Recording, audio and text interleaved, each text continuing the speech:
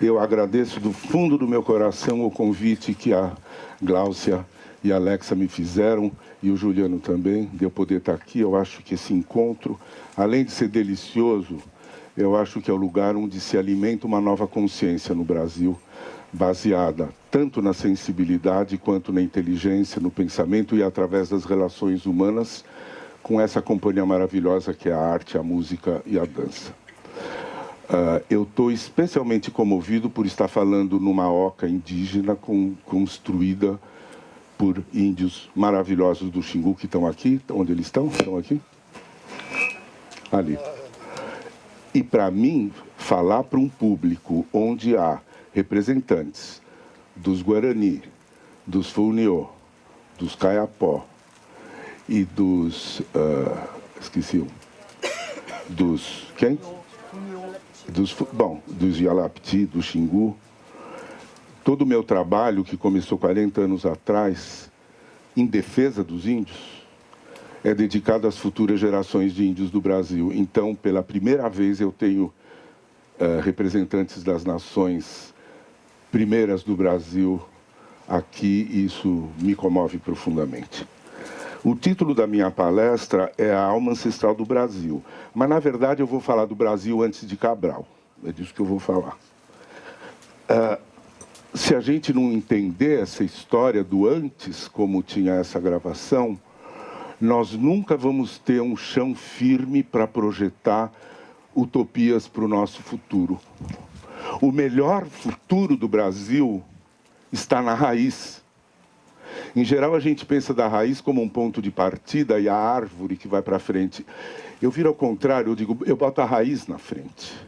Então, a raiz aponta para o futuro, porque aquilo que é mais genuíno no Brasil, aquilo que não foi copiado de ninguém, é aquilo que foi depurado em milhares e milhares de anos, é a nossa raiz, isso está em nós.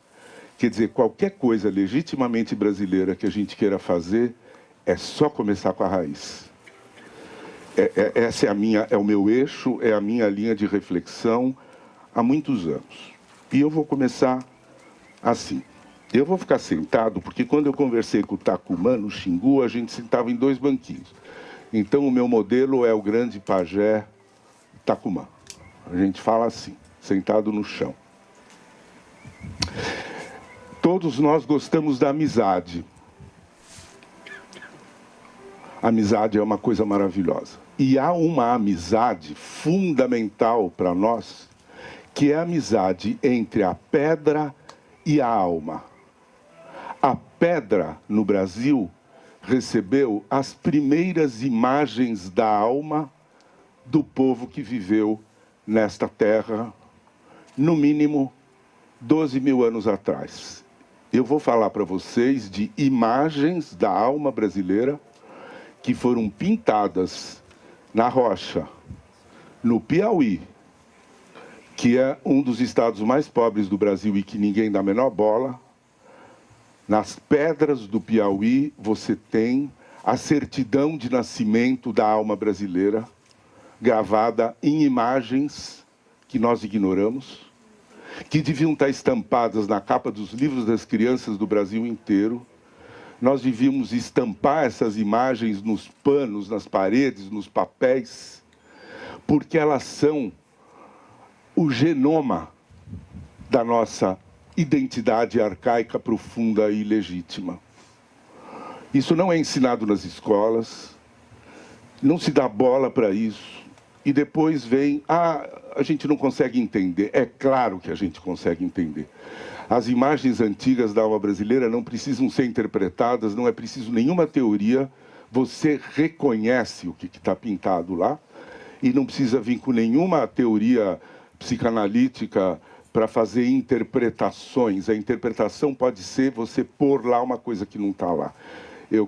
Vou mostrar imagens e a proposta é, nós vamos fazer um contato com o nascedouro da nossa alma. Graças à nossa amiga pedra.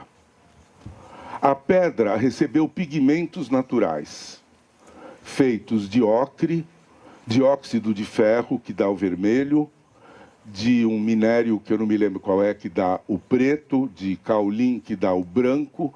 Então, a pintura rupestre tem essas cores, o preto, o branco, o ocre, o vermelho, o bege. A pedra recebeu o pigmento e ele está impregnado em 2 milímetros dentro da pedra. Essas pedras são paredes rochosas que estão expostas ao tempo, ao sol, à chuva. Isto está conservado. É como se a pedra tivesse chupado a alma, que é tão imaterial, e a pedra é a coisa mais material de todas, e houve uma união de amor, que a pedra, ela materializou as imagens da alma, e elas estão lá, e isto permite um teste feito com carbono 14, porque os pigmentos contêm carbono, porque eles vêm de elementos naturais, às vezes havia sangue, gordura, folhas misturadas com os pigmentos para fazer as tintas, e isso permite a datação. É o método que a arqueologia usa para datar. Se a gente não puder datar, nós não entendemos nada, porque você não sabe a passagem do tempo. Esses exames são feitos fora do Brasil, porque os cientistas às vezes dizem, não, este exame não é confiável. Então vai tudo para a França e vai tudo para a Inglaterra.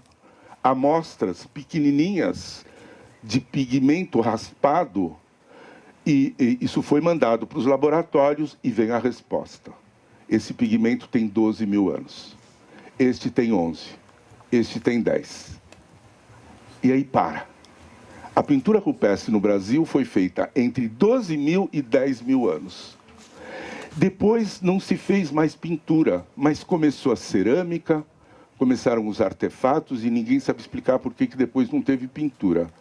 Então, o que nós vamos ver é um álbum de fotografia da nossa família no espaço de 2 mil anos. Eu tenho um álbum de fotografia onde tem meus avós. Eu tenho uma foto do meu bisavô Gambini Gaetano, que veio no navio da Itália em 1897. Não tem mais ninguém, mas eu sei o nome. Imagina tataravô. Agora, vejam comigo. Em um século, você tem 3 gerações. Então, 1000 anos é 10 séculos. Então, você teria 30 gerações, é isso? Estou fazendo a conta certa? 2 mil anos, você tem 60 gerações. Vocês conseguem imaginar um álbum de família que vá 60 gerações para trás? Existe na Europa, que é o berço da cultura, algum lugar onde haja uma continuidade de registros de 2 mil anos ininterruptos?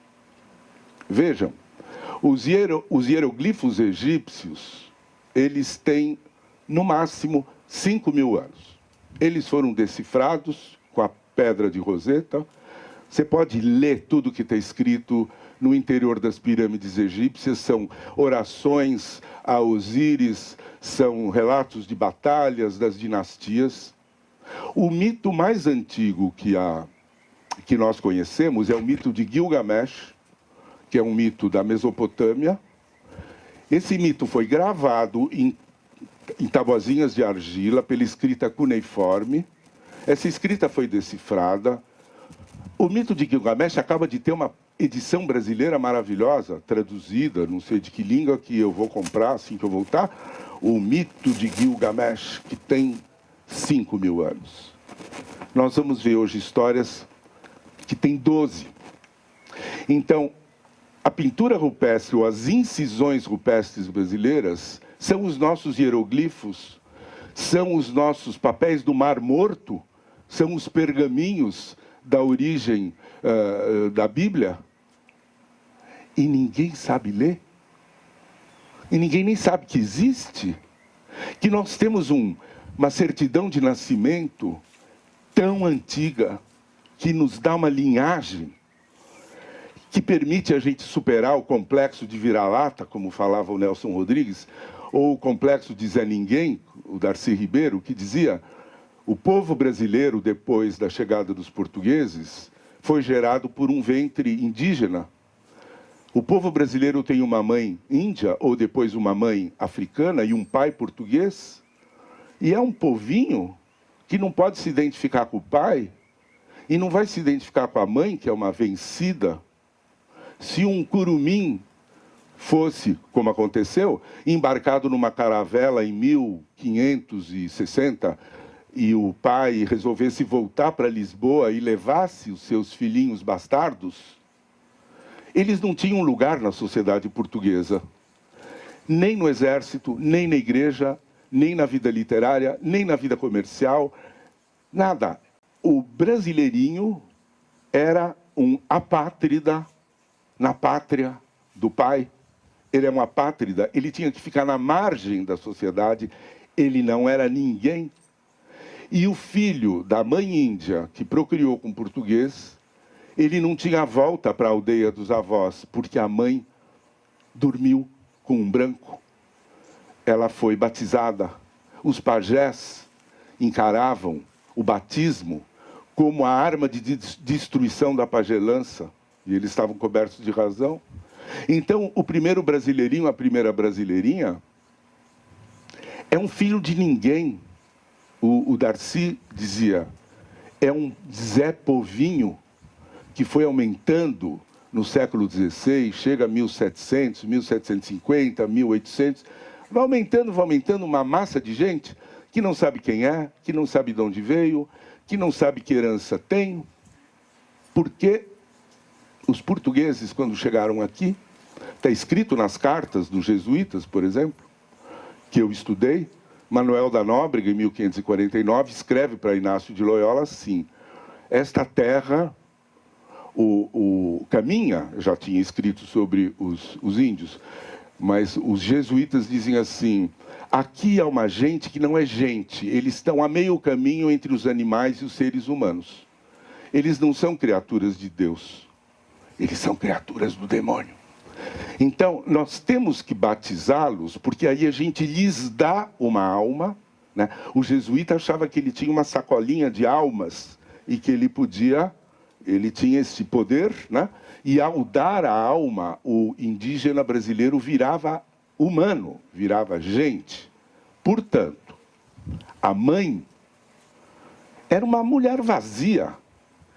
Ela, mal e mal, era humana se ela tivesse sido batizada, era um corpo bom, mas é como se ela não tivesse nenhuma subjetividade, como se ela não fosse portadora de nenhum valor interno que fosse sentimento, sensibilidade, saber, né? Conhecimento mítico, todo conhecimento indígena que vai de conhecer um corpo de um animal, porque eles conheciam todos os animais, até conhecer as plantas, até conhecer as estrelas do céu, até saber como curar, como ter prazer na vida, como cantar, como dançar, como criar parentesco.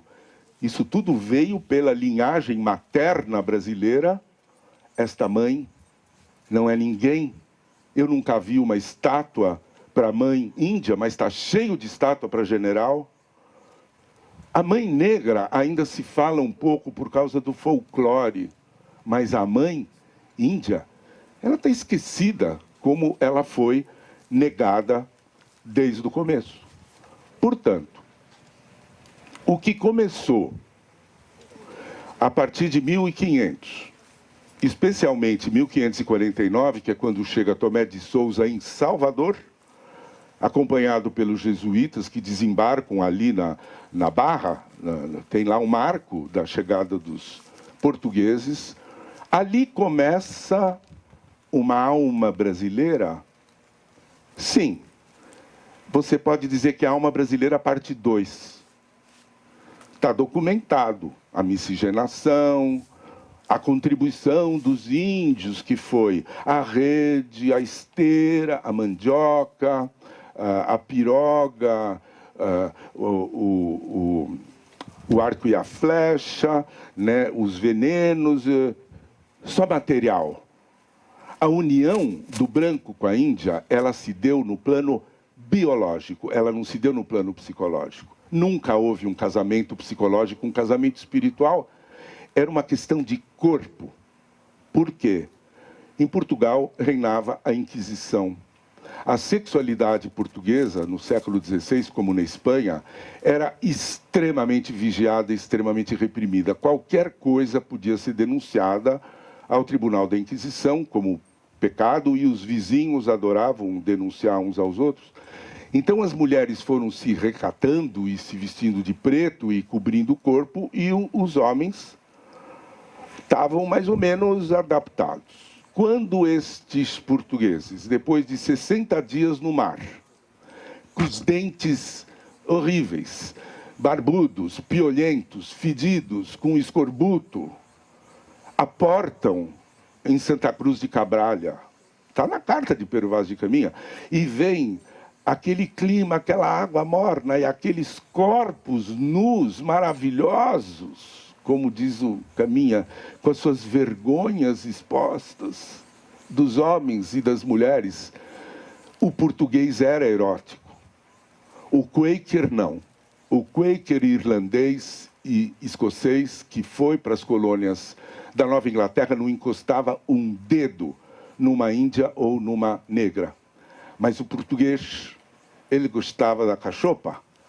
Os portugueses, e não vamos culpá-los, eles encontraram mulheres que sabiam viver e ter alegria, e eram perfumadas e dançavam. E vocês sabem que quando a nau com o Pero Vaz Caminha voltou, teve 2 que ficaram no Brasil. Eles falaram, eu fico aqui.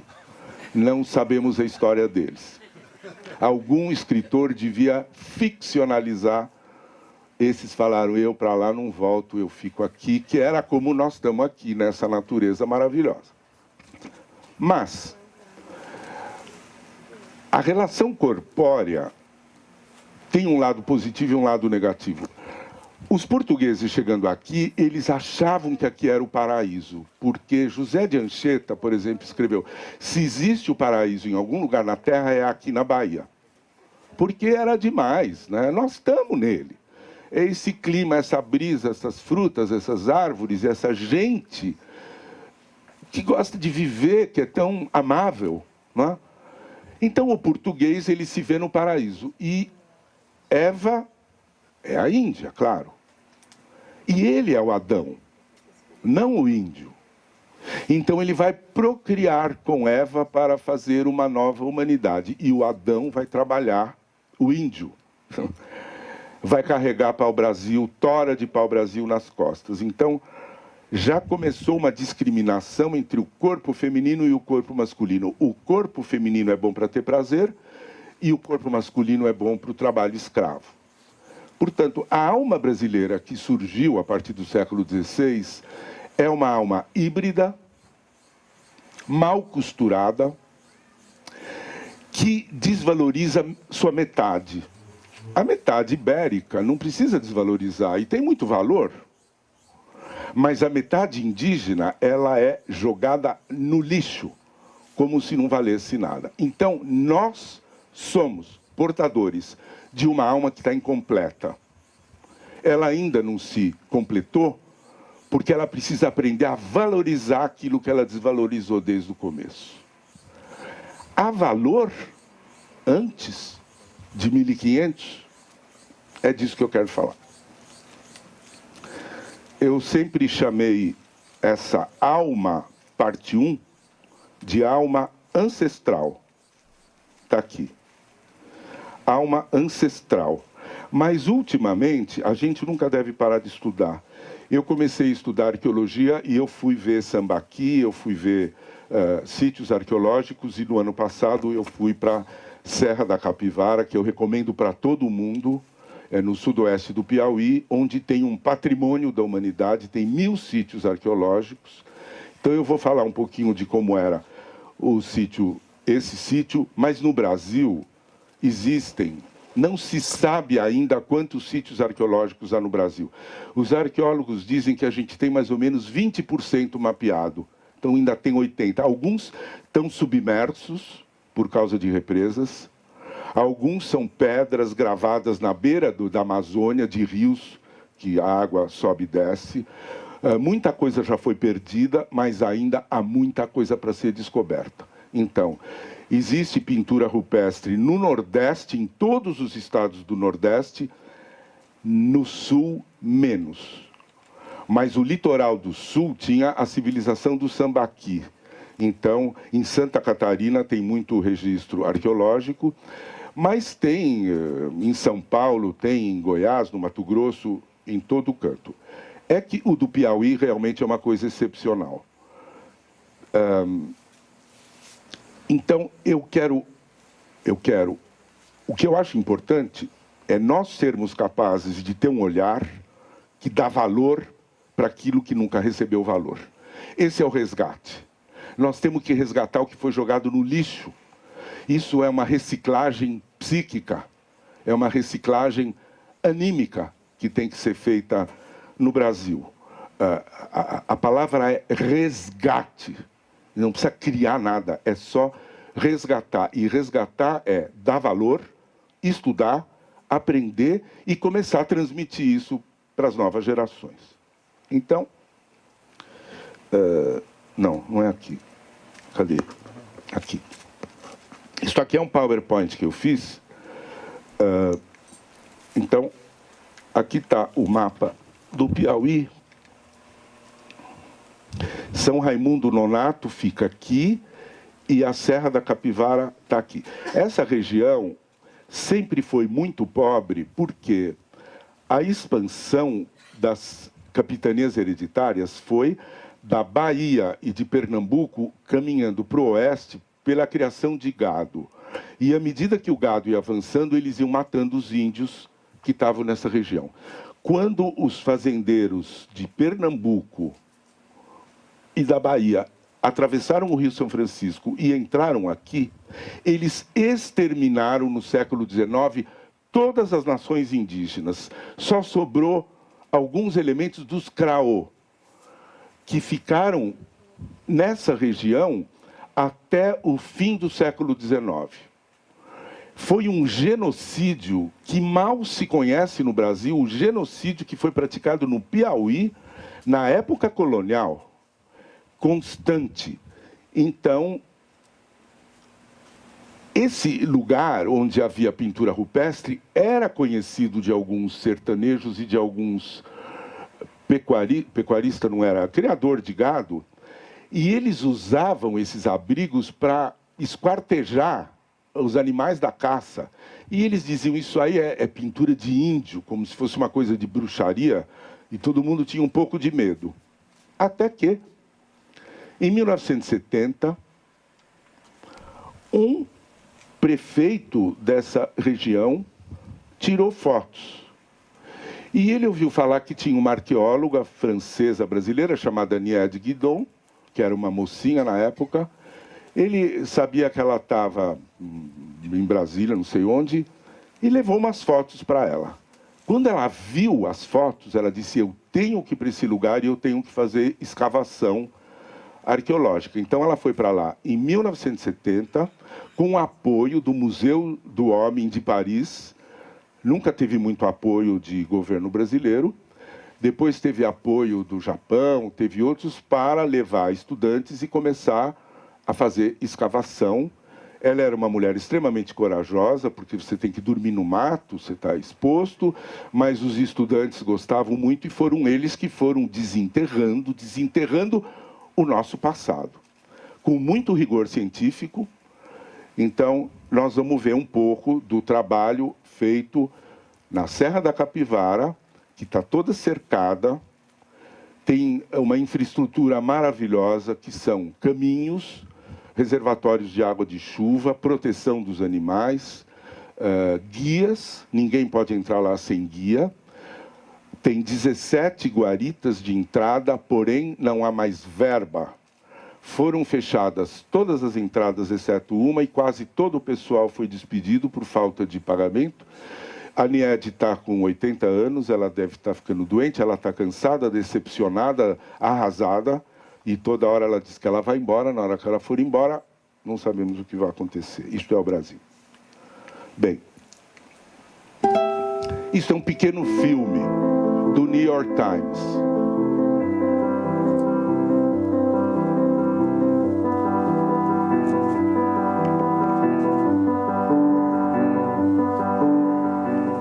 was here 100,000 years ago.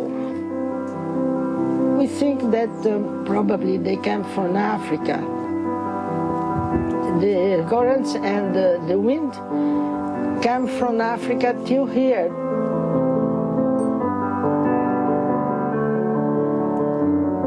This is Simon Romero for the New York Times in the Serra da Capivara National Park. Here, in the forbidding thorn forests of Brazil's Piauí state, archaeologists say their discoveries are contributing to a pivotal reevaluation of how humans first came to the Americas. What archaeologists are finding here at this incredibly remote site is evidence of human. Nesse lugar, no tempo pré-histórico, a floresta amazônica se encontrava com a Mata Atlântica. Os restos da floresta amazônica estão no alto do Planalto. E onde hoje se chama Caatinga, Tinga é branco, Caa é mato, mato branco porque no inverno tudo fica meio acinzentado hoje.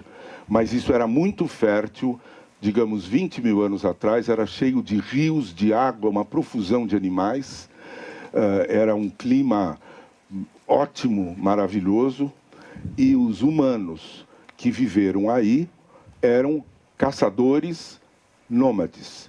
Então, eram grupos que se deslocavam pelo Nordeste, mas eles iam depois, mais tarde, até o Seridó, Rio Grande do Norte, Paraíba, Ceará, mas eles partiram do Piauí.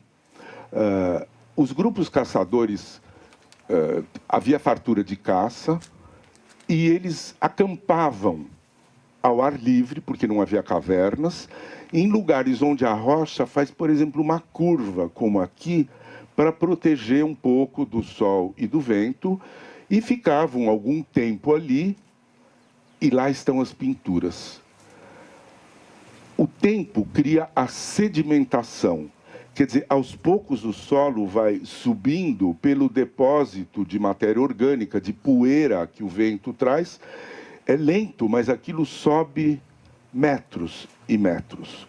No lugar onde tem pintura, com escavação, você acha resto de cerâmica, pedra lascada, pedra para perfurar, para fazer como moinho, para raspar, para cortar, para serrar. Foi encontrada uma flauta de madeira de 1.400 anos,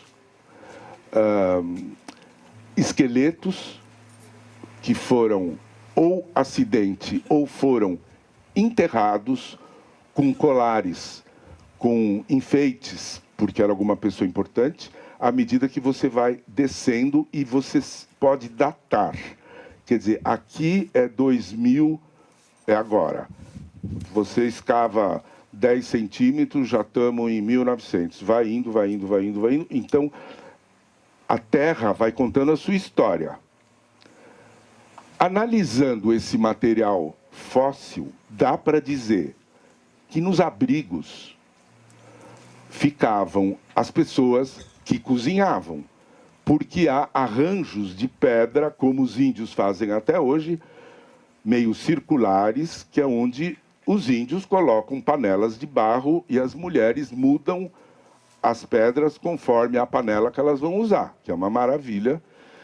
Então, lá embaixo foram encontrados esses arranjos de pedra e pelo exame de termoluminescência, que é aquilo que foi exposto a um calor muito grande, é outro método de datação. E como ela falou, existem restos de fogueira de 49 mil anos. As pinturas têm 12. Mas no lugar onde tem pintura, tem restos que indicam a presença de gente de antes das pinturas.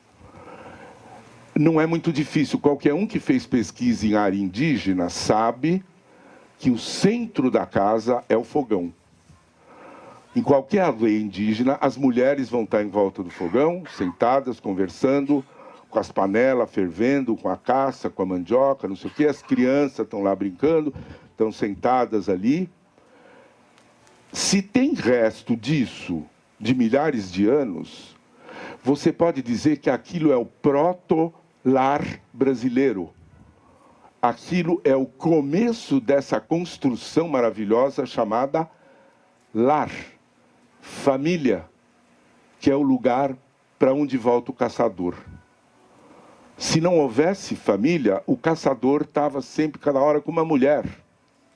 Mas nessa época, já se tinha provavelmente a consciência da paternidade. A paternidade é uma criação da cultura, a maternidade é da natureza. Qualquer fêmea animal sabe qual é o filho dela. O pai, às vezes, sim, depende da espécie animal, às vezes o pai está junto, mas outros não. Mas a maternidade é natural. A paternidade não dava para saber que era o espermatozoide do homem que gerou esse conhecimento, eles não tinham. Mas há um homem que começa a trazer caça para alimentar um bando de mulheres e de crianças e de velhos. Talvez vários homens. Então, começa a surgir essa ideia de um vínculo do masculino com o núcleo feminino que cuida da vida, porque cuida da alimentação e das crianças. Isso não é uma teoria, não é a teoria totêmica do Freud, não é a teoria do matriarcado, que nós não sabemos se existiu ou não. Isso está em evidência fóssil, porque se tinha fogueira, tinha carne cozida, como diz o Lévi-Strauss, que é o começo da cultura. Podia ser moqueada antes de haver cerâmica. Quando há cerâmica, você pode pôr água para ferver.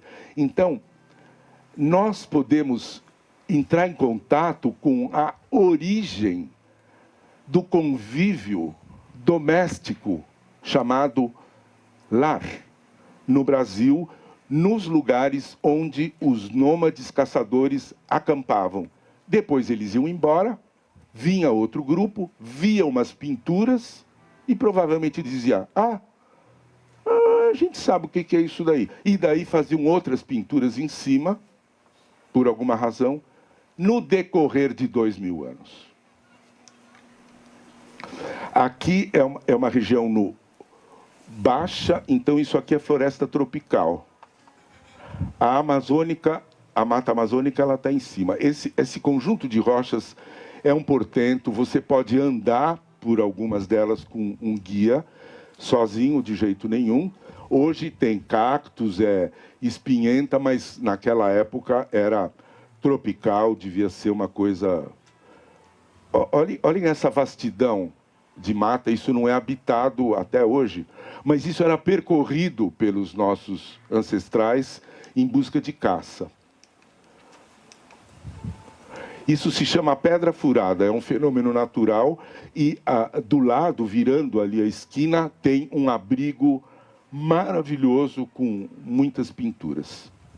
Então, o que nós vamos procurar são os abrigos para nômades caçadores, porque eles é que usaram pigmento para gravar imagens interiores. Muita gente acha que a pintura rupestre era assim, o cara está ali no fundo copiando uma anta, então ele olha a anta, como se fosse o artista e seu modelo. Não tinha nada, é daqui que vem. Então, é o nascimento da imagem interna, para quem é psicólogo aqui, é o nascimento da imaginação. A imaginação surgiu em algum ponto da evolução da nossa espécie. E tem documentos disso na África, na China, na Europa, especialmente na Espanha e na França, tem muito, nos Estados Unidos tem, e no Brasil tem. Só que a gente não entra, a gente fala, a espécie humana evoluiu lá. A gente não fala que evoluiu aqui, porque nós sempre fomos onde o Judas perdeu as botas, por causa daquela teoria que hoje está derrubada, que a América foi povoada através do Alasca, até chegar aqui. Aquilo foi uma via, é coisa de 8.000 anos, mas aqui eu vou chegar lá. Então, esta é a pintura mais espetacular, ela é o dobro dessa distância na rocha, E a doutora Guedes mandou construir uma passarela de modo que você veja, mas a tua mão não toca. Você fica a um palmo, você pode fotografar, você pode desenhar, você pode ficar 1 hora contemplando e de noite é iluminado. Quando tinha recursos, ela fez algo como a Gláucia fez. Ela convidou uma cantora japonesa que fez um recital de canto japonesa na frente da pintura rupestre brasileira. Já teve espetáculo de dança nesse lugar, mas hoje não tem mais nada. Mas isso está aí. Então, aqui você não vê o detalhe, mas é só para ter uma ideia. Isso foi com fundos internacionais. Tudo aquilo lá está pintado. Isso é à noite. Aqui era um lugar onde tinha uma cachoeira. Essa é a doutora Niede, é um amigo meu que foi filmá-la. Essa é meus amigos, porque eu estava dando um depoimento, né, a nossa equipe, e lá no fundo está cheio de pintura, porque isso era um ótimo abrigo, porque ele é côncavo, e aqui no chão é que foram feitas escavações. Os primeiros registros. Vocês estão vendo lá? Eu não sou arqueólogo, eu sou um analista junguiano. Eu não tive nenhuma dificuldade em fazer contato com o que eu vi pintado. Oi. Aqui, ó. Está tudo aqui. Você pode chegar muito perto. É muito emocionante você pensar que tinha uma pessoa no lugar onde você está, no mínimo 12 mil anos, que estava fazendo uma pintura, como nós vimos aquela moça fazer pintura com a mão dela, lindo. Algumas pinturas eram feitas exatamente como ela fez, ou com um gravetinho, para fazer às vezes de pincel. Então a rocha, nesse grandão, ela está inteira pintada, e vocês vão ver, esse branco é de uma época, o marrom escuro é mais antigo, e aqui tem muita coisa sobreposta. Então, você precisa ficar muito tempo olhando para distinguir os temas. Eu vou dar um exemplo. Eu vou pegar isto aqui, ó, só isto, que aqui a gente não entende. Mas se você separa, não é aqui, vai ser depois. Aqui é com óxido de ferro, você vê aqui uma figura humana. Aqui eu ainda estou longe, eu vou chegar mais perto. A Niede, quando era jovem, a escavação segue regras científicas e ela escavou nesse lugar até chegar na rocha-mãe. A rocha-mãe é um piso de pedra e a gente sabe que embaixo daquilo não tem mais nada. Então, quando você chega na rocha-mãe, você para, porque não dá para ir além. Da rocha-mãe para cima, é tudo sedimento, é tudo histórico e dá para datar. Então, dá para ver um pedaço da rocha-mãe. Para quem gosta de mãe terra, dessas coisas, dá vontade de chorar quando você vê aquilo que foi exposto, aquele pedaço do corpo da terra que foi exposto. Que está aqui, ó. É nesse lugar. É aqui. Isso é a rocha-mãe, ó. Tinha 8 metros de chão em cima disso. E aqui, tá vendo? Não está muito nítida a pintura, porque se forma uma calcificação, eles não vão limpar, não vão tocar nisto, mas algumas... Vocês estão conseguindo distinguir alguma coisa aqui? São figuras humanas, eles têm algo na mão, né? E aqui? É só distinguir. Claro que aqui é um ser humano. Aqui é um humano, porque ele tem umas perninhas, mas ele deve estar fantasiado, né? Aqui você tem animais, aqui você tem um pássaro, e aqui você tem esta fila incrível, que foi muito estudada, porque... E tem esta figura aqui, ó, que aparece de novo aqui, uma aqui, 2, 3, 4, 5. Isto parece que é uma perspectiva. Esta figura está assim. O que vocês acham que é isto?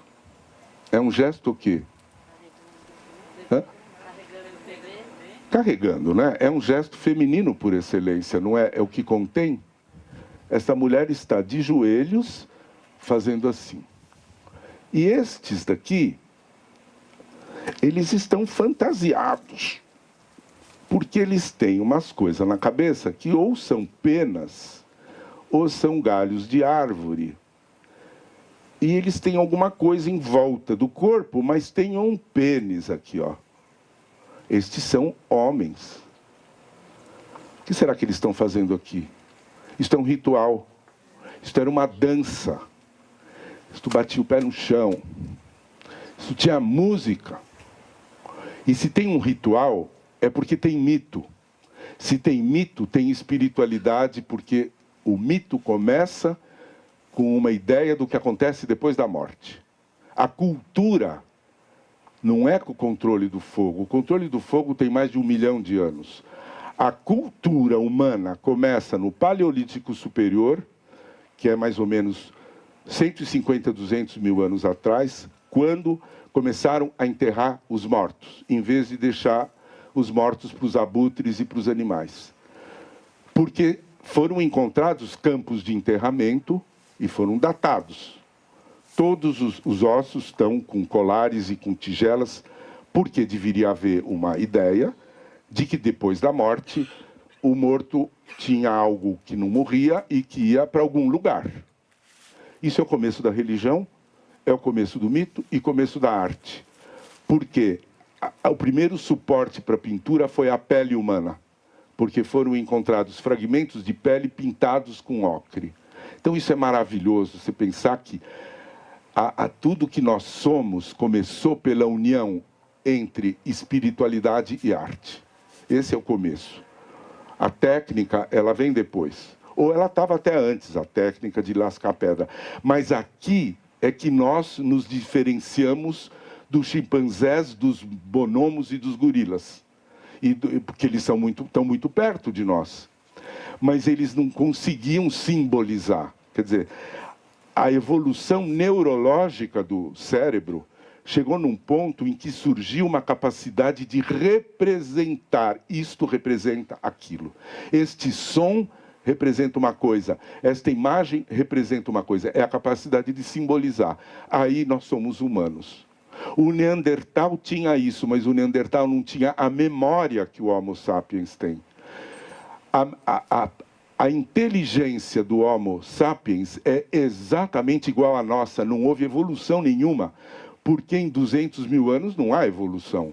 A evolução vai por milhões de anos. Então, vamos parar com aquela história de homem das cavernas, bruto, peludo, arrancando uma mulher, arrastando a mulher pelo cabelo, porque aquele homem, aquela mulher, era exatamente igual a nós, na altura, nos dentes, no cabelo, na pele, na inteligência, na memória e na maneira de funcionar. Não tem diferença nenhuma. Isso são achados recentes. Então, isto comprova que no Piauí foi feita uma das coisas mais sublimes da espécie humana, que é a criação de mito que explica alguma coisa dos mistérios da vida. E o mito tem um ritual, e o ritual é a arte do teatro. Aqui você tem a fantasia, você tem o personagem, como acontece hoje, por exemplo, no candomblé ainda, você personifica, você incorpora. E há indícios de que ritual era este, nós vamos chegar lá se der o tempo. Bom, tudo isso está sendo muito estudado, fotografado em detalhes, um diz que é uma coisa, um diz que é outra. Eu simplesmente digo isso, eram homens e mulheres fazendo uma dança ritual. Alguém discorda? Hã? Para correr? Não. O quê? Tá bom. Aqui vai aparecer um tema que eu já vou desenvolver, que é o da árvore. Aqui tem um carinha com, parece que tem galhos na cabeça, tem galinhos na mão. Aqui também, de novo, nós temos, olha aqui a figura feminina, a figura masculina andando em procissão. Aqui tem uns de mãos dadas. Isto aqui, pasmem, alguns dizem que é um beijo.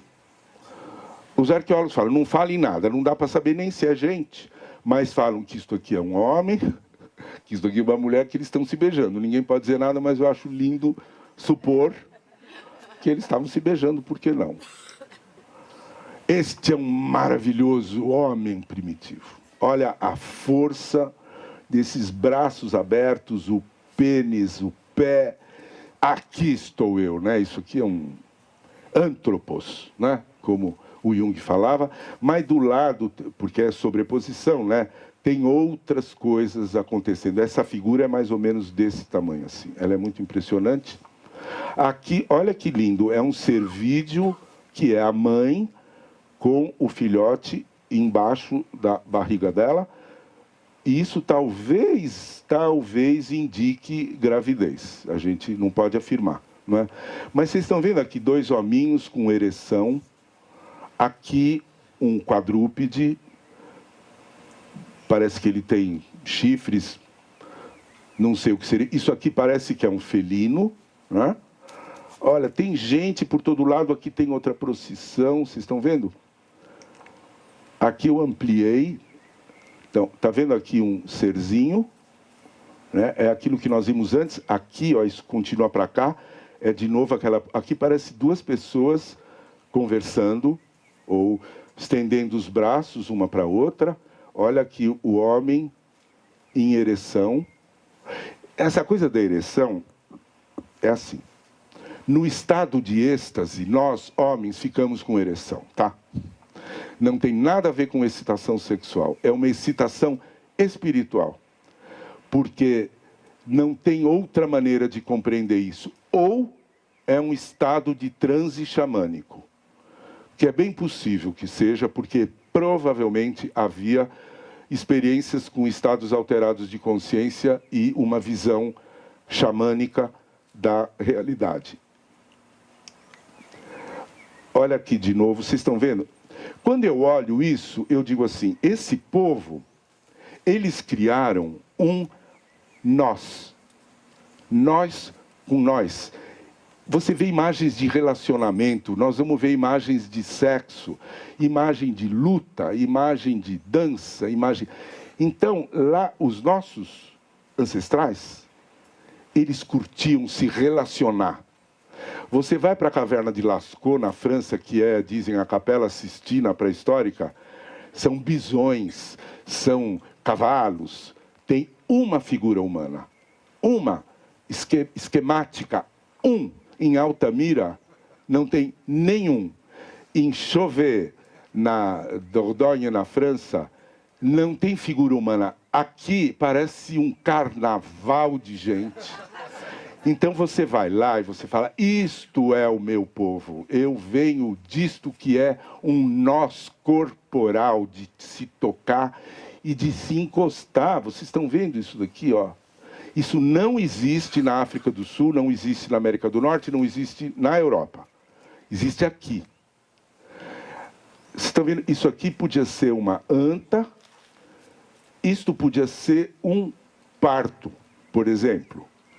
Não dá para afirmar o que está acontecendo aqui. Você tem que comparar as imagens para poder dizer alguma coisa. Olha, aqui são homens em cima de quadrúpedes, né? Aqui tem uma árvore, o homem está de ponta cabeça. Esse cervídeo está imenso. E isto, provavelmente, era feito de cipó, uma rede para pegar os cervídeos quando eles pulam. E aqui atrás tem um outro cervídeo feito em contraste, vocês estão vendo aqui? Agora, muita gente falou, isso aqui é magia. Eles pintavam os animais para poder caçar. Isso é papo furado, não é nada disso. Provavelmente é porque eles reconheciam que os animais tinham espírito, que um pajé virava, hein, Betty? Virava animal, e daí tinha que pintar. Então, há algumas figuras humanas com traços animais. Provavelmente era um pajé que no transe se via como se ele fosse um animal. Então, esse enorme cervídeo não era só uma corça que os caras queriam caçar. Ela devia significar muito mais, isso eu não posso falar nada. Mas, no contexto, você vai começando a entrar, né? Um cara que eu gosto muito, que estudou Lascaux, ele falava que a pintura era um pouco para absorver a potência dos animais, a potência espiritual dos animais. Porque a relação do caçador antigo não é como hoje. A caça era uma dádiva e ele era igual ao animal.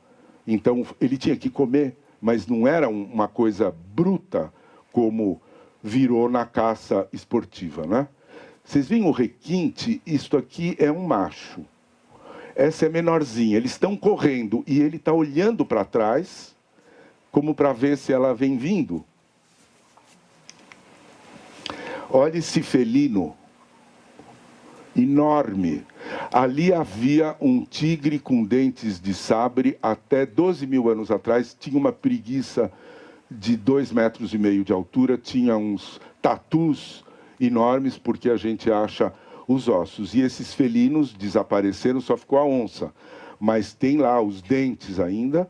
E essa forma retangular, ninguém sabe explicar o que é isso, mas é uma forma retangular que foi pintada. Ela aparece de novo aqui. Isso é outro estilo. Estão vendo? Esse estilo ele é mais geométrico, porque tem 4 estilos de pintura. Isso aqui é fantástico, é todo um conjunto, isso aqui é um contexto, está tudo integrado, é uma batalha. Vocês estão vendo? O de cá, com o de lá, eles não tinham nem arco nem flecha, eles tinham o que chama propulsor, que você podia pegar uma vara e tinha um negócio que você fazia assim, e aquilo propulsionava, porque isso foi encontrado fóssil, né? Aqui em detalhe, tá vendo? Isso aqui, esse homem, olha aqui, ele está golpeando, porque devia haver disputa territorial, como qualquer animal faz. Então, os caçadores estão aqui, vem um outro grupo e tem uma luta pela defesa de território, porque não há o inimigo, como você vê na pintura egípcia. O inimigo, não tem o inimigo, você tem como os bichos brigam por território, né? Essa cena é muito estranha, ninguém sabe direito o que é isso. Essa aqui vai receber uma pancada na cabeça. Quer dizer, não é que não tinha o lado agressivo humano, tinha, mas ele estava dentro de um contexto que era de sociabilidade, não era de extermínio. Olha, 2 figuras paramentadas com uma criança no meio. Isto aqui é uma relação sexual. Nós vamos ver, olha, a vagina é sempre representada como um círculo, então aqui está um macho, vocês estão vendo? Ele está copulando e a mulher está de costas. Isto é um parto. Esses aqui estão ajudando no parto. Essa figura está paramentada. Olha o pé, é um pé de passarinho. Isso devia ser um xamã que virou urubu, que nem nós vimos o urubu aqui hoje. Esses são homens fálicos, isso representa poder espiritual. Aqui, de novo, está vendo aqui o pênis? A mulher está com as pernas abertas. É uma cena de... Isso é um sexo grupal. Está vendo aqui a mulher, o homem aqui. Este aqui está penetrando esta. Esse aqui está no meio da história, de algum jeito. Isso aparece muito. Alguns dizem isso é uma vagina, mas a gente não pode dizer, porque poderia ser... A gente chama de tridígito. Isso aqui aparece muito, tá? Aqui tem os hominhos com a árvore, com esse cervídeo enorme. Olha, homens subindo um nas costas dos outros. Olha aqui isso. Olhem que pintura. E a gente não sabe se isso é na vertical ou se isso é um jeito de desenhar uma fila horizontal. Esse é o tema da árvore, porque eu tenho certeza que havia um ritual em torno de uma árvore que deveria ser sagrada. Talvez fosse uma jurema, talvez eles ingerissem o chá ou a casca da jurema e entrassem num estado alterado, porque o uso da jurema está lá até hoje, e muitos índios do Brasil Na Umbanda se canta muito da Jurema, não sabemos. Olha aqui, aqui são pinturas, a gente compara quando você tem a procissão. Estão vendo? É por comparação que a gente pode chegar em alguma coisa. Aqui, ó, é esse aqui. Agora nós vamos ver, isso é um desenho de estudo, ele está em cima da pintura. Lembram quando eu mostrei? Quer dizer, para a gente distinguir, você tem que separar, isso são pessoas com uma coisa no corpo. Esses dois, eles estão representados num outro estilo e também tem coisas na cabeça. Que é um ritual, mas o que significa a gente não sabe. Você vê isso, por exemplo. Eu fiquei 1 hora olhando para isso daqui, porque você tem de tudo. Ó, o tema da árvore está aqui, aqui tem o grande cervídeo, aqui tem aquela pirâmide humana. Tem uma história que está contada aqui. Isso é o nosso hieroglifo. Se a gente quiser, a gente fica familiar. Você fica familiar com cada um.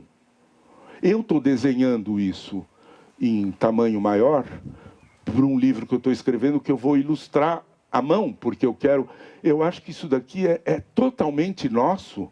Imagina a criança desenhar Mônica. Tem que desenhar isso aqui. Tem que ter amor por isso aqui e começar a compreender. Ó, isso aqui é uma cópula, vocês estão vendo? Que a gente compara, ó. Está vendo aqui a vagina e o pênis? Aqui também ó.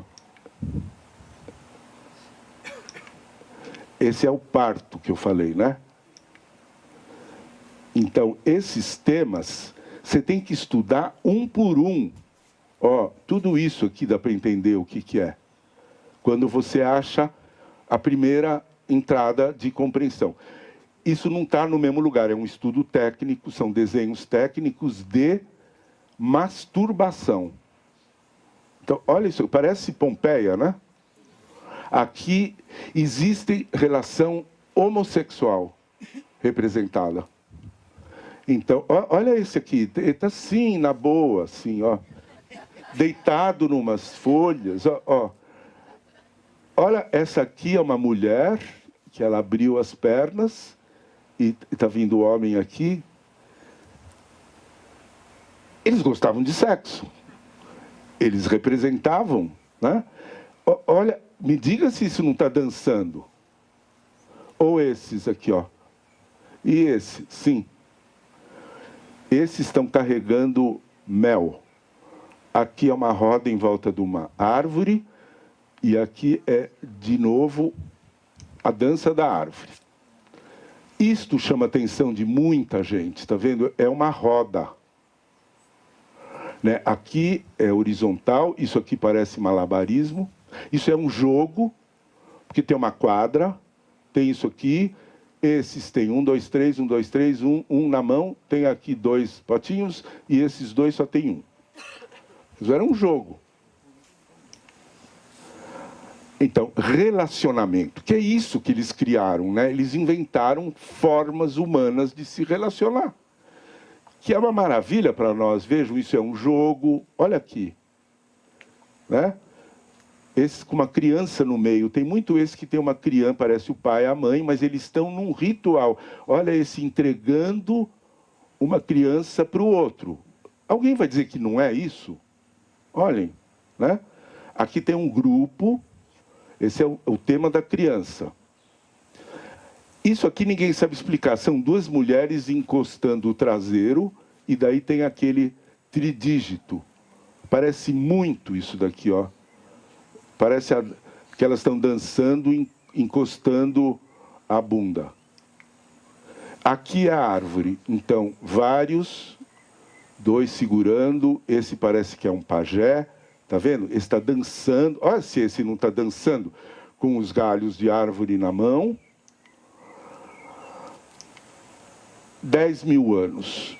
Ela foi enterrada, essa mulher, propositalmente, porque já havia um mito de que depois da morte esse crânio foi reconstituído porque ele tinha sido esmagado por uma pedra. Esse esqueleto foi inteiro recomposto, ele está quase completo, tem a mandíbula, tem tudo, então dá para fazer o DNA.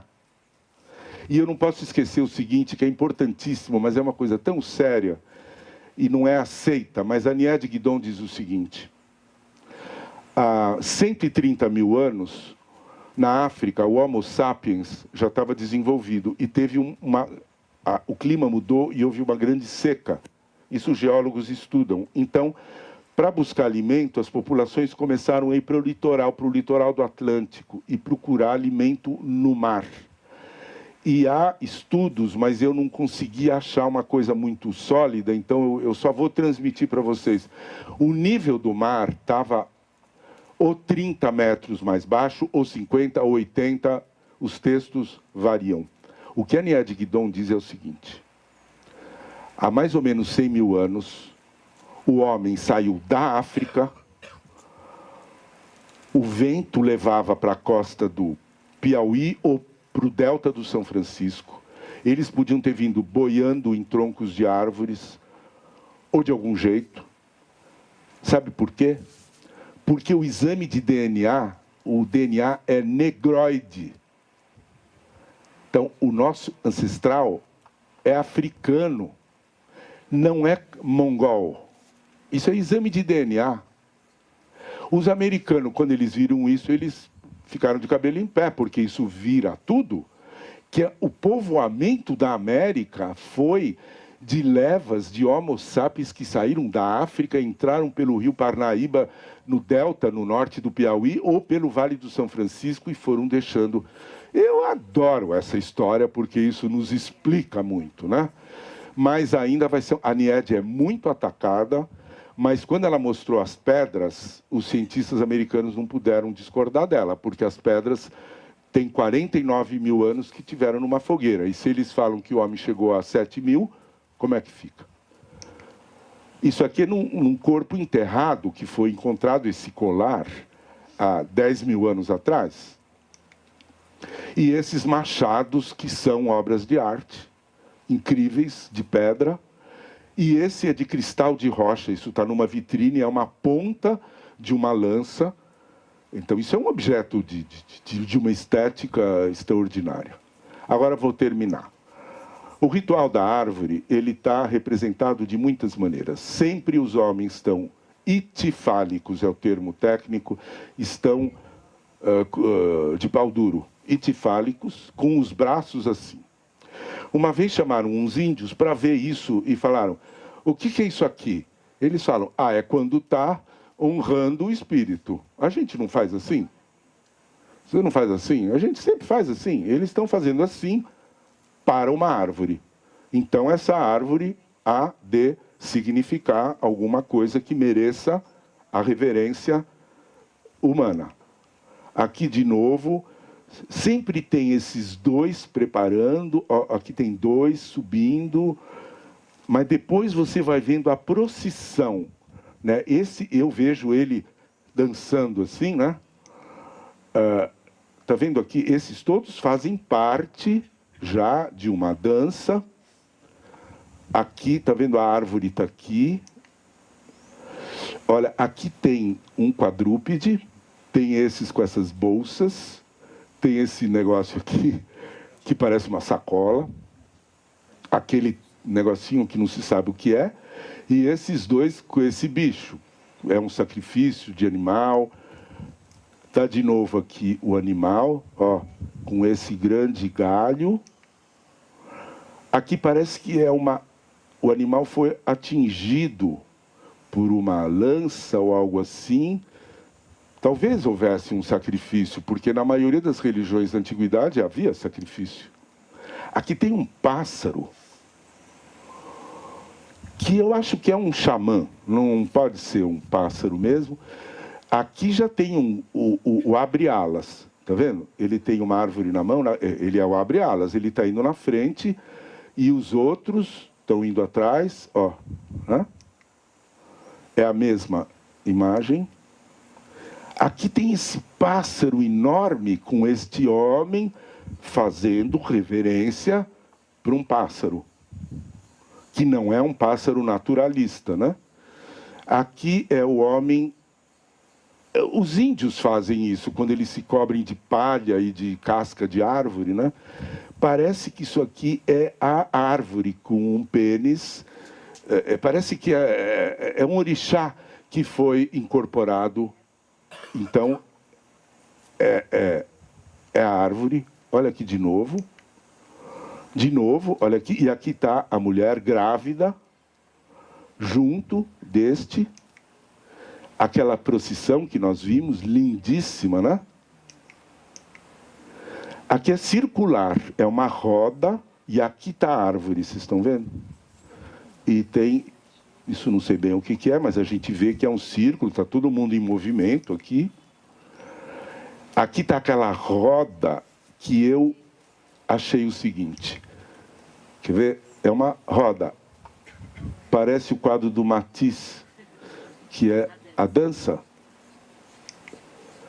E esta é a imagem final clássica. A árvore no meio, você tem 13 homens, todos eles com ereção. Esse eu desenhei para a gente ver melhor. Não há dúvida que isso era um ritual. Eu creio que era a Jurema, que eles... Porque até hoje, no Daime, o cipó é considerado sagrado, quer dizer... Não há nada de novo da gente pensar que, se essa árvore promovia um estado mental que abria tudo, que ela fosse reverenciada. Para terminar, o nosso bárbaro ancestral pertencia a um povo que era sensível, sofisticado, que tinha uma maneira complexa de pensar, criativo, estético, religioso, que gostava de viver em grupo, que criou um nós brasileiro, que não era belicoso, não era feroz, e que produziu uma imagem como esta, ou, no sambaqui, 2 andorinhas fazendo amor. Acho que a gente tinha que aprender alguma coisa. Muito obrigado.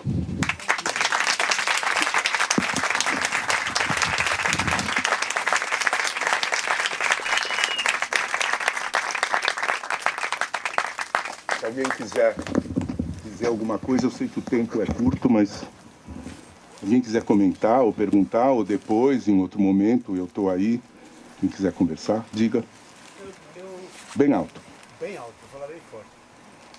Quando você descreve o período colonial, no começo da sua apresentação, me deu a impressão que o papel da mulher, né, então, foi procriar com os portugueses. Então é a ação do português, do europeu, com as mulheres índias. Já faz um tempo, mas eu tenho a impressão que o Darcy Ribeiro falava do fenômeno do cunhadismo, desse diálogo de incompreensão, quer dizer, que o que um pensava, o outro pensava que era outra coisa, aquilo que ele queria dizer. Então, os homens, quer dizer, exatamente, o branco e o índio? Exatamente. Sim. Para os índios, o fato de o João Ramalho ou um guerreiro branco ficar como mulher da tribo era reforçar a tribo, porque os índios não estavam em paz entre eles. Então, é só para dar uma nota um pouquinho diferente no papel da mulher, que seria assim uma coisa passiva, né? Que os portugueses chegaram aqui e pegaram as nossas mulheres. Do lado dos índios tinha uma estratégia de reforçar a tribo, que eu acho que o que é apresentado pelo Darcy Ribeiro quando fala do cunhadismo. Não muda nada o que você disse, mas não. É simplesmente para a gente não ficar com uma visão da mulher como um saco de batata que o índio dá para o português. Não, eu acho que tinha mais malandragem no meio. E elas eram curiosas, como são até hoje, elas querem conhecer um homem diferente. E há estudos que dizem que os Guarani do Sul, do Paraguai, da Argentina, eles tinham uma estratégia de entregar as mulheres em casamento para ter aliança. Outros eram ferozes e eles não queriam que os índios... Tinha muita variedade, né? Mas eu esqueci de dizer, eu acho que a procriação da Índia com o branco É só a mulher entende uma tática de sobrevivência. É uma coisa instintiva. Elas viram que com o que estava acontecendo, o jeito de sobreviver era procriar. E com isso nasceu o povo brasileiro.